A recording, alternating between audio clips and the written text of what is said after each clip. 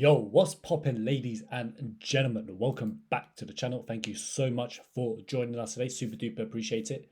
Make sure to like, share, comment, and subscribe to the channel if you enjoy the content. We're going to hit 50 subs soon. Super duper appreciate all the support.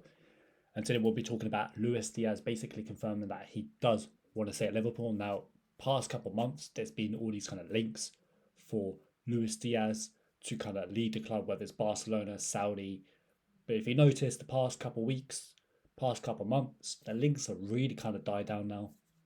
And that to me kind of signals, football's very, very kind of fast turning. Stuff can happen in an instant, market opportunities, etc. But this kind of tells me that Luis Diaz is probably going to stay.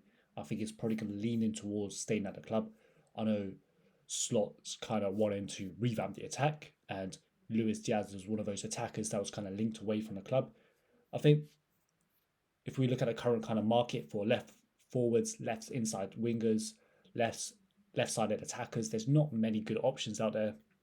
I think maybe if a big kind of market opportunity comes up for one of these players, then Liverpool can kind of scoop in, take advantage. But to me, it looks like there's no one really kind of available on the market. And you got Luis Diaz, Cody Gakpo.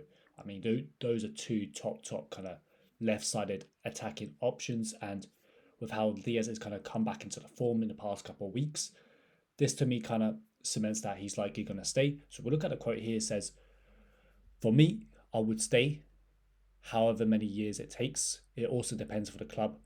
Everything. These are details that are sorted out separately. Very calm. I'm happy and enjoying the Premier League from the first day I arrived, and I've always been happy, calm, enjoying the football played at this great team." So, yeah. Now he's coming out saying a comment. I think there's been discussions on Diaz signing a new contract. Maybe if you're the club, you kind of maybe not even signing down to a new contract, but you just keep until his contract expires. Then kind of look at maybe bringing another forward in.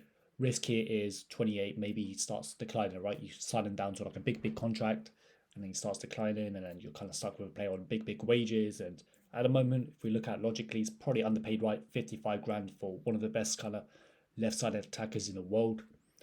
It's a bit low. He probably deserves a bit more money than that, and I think he's probably kind of deserving of a higher wage, at least 150 minimum.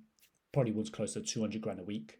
That's the kind of market rate for a player of his quality, his stature. I mean, he brings a lot of good qualities, right? The dribbling, the kind of in and out movement, being very, very kind of tricky on the ball. Maybe he's not quite Sadio Mane. Sadio Mane is going to be a very, very kind of hard replacement to bring in. Mane, I thought, was the world class elite player. Can score, can shoot from anywhere, great movement.